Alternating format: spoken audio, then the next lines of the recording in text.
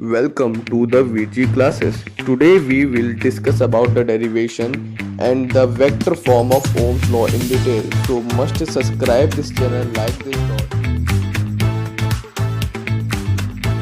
कुछ बच्चे पूछ रहे थे कि ओम्स लॉ को वेक्टर फॉर्म में आखिर कैसे लिखा जाता है। आपने कभी सोचा है?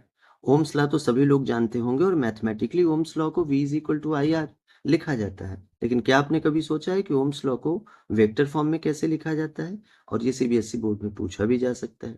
तो आपको हम बता दें इस वीडियो में कि अगर ओम्स लॉ को वेक्टर फॉर्म में लिखना है तो J is equal to sigma into E ऐसे लिखा जाता है। J एक वेक्टर क्वांटिटी है जिसको करंट डेंसिटी कहते हैं, सिग्मा कंडक्टिविटी है और ई इलेक्ट्रिक फील्ड इंटेंसिटी है। कंडक्टिविटी स्केलर क्वांटिटी है, ध्यान रखिएगा। तो अगर कभी आपसे कहा जाए कि ओम्स लॉ को वेक्टर फॉर्म में लिखिए तो याद रखिए this is the microscopic vector form of Ohm's law. हाँ, इसको डिराइव भी आप कर सकते हैं। जे करंट डेंसिटी आई बाई ए होता है, करंट और क्रॉस सेक्शन एरिया का रेशियो, और आई का फार्मूला आप जानते हैं ड्रिफ्ट वेलोसिटी के टर्म में ए एन ई वी डी होता है, और ड्रिफ्ट वेलोसिटी को ई ई टाउ बाई एम कर सकते हैं। तो वी डी की वैल्यू अगर आप यहाँ पुट करेंगे तो आई की वैल्यू इतनी आ जाएगी, और जब इसको आप फिर से ई ई का मल्टीप्लाई करके सॉल्व करेंगे तो आई की value A N E square E tau by M हो जाएगा। और उसके बाद इस आई की वैल्यू को इस फार्मूले में पुट कर दीजिए, तो जे की वैल्यू यहाँ पुट करने के बाद ए से ए कट जाएगा, जे की value N E square E tau by M आ जाएगा। आप इसको इक्वेशन 1 बना सकते हैं।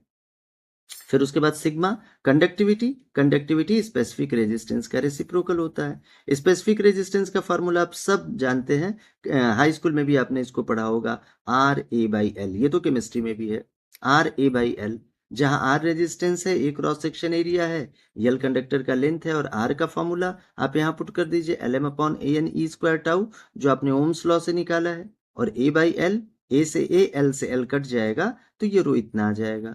अब रो की वैल्यू यहाँ अगर आप पुट कर दें इस फॉर्मूले में सिग्मा, तो सिग्मा की वैल्यू आ जाएगी, यहाँ देखिए सिग्मा की वैल्यू यहाँ रखेंगे तो इतनी आ जाएगी।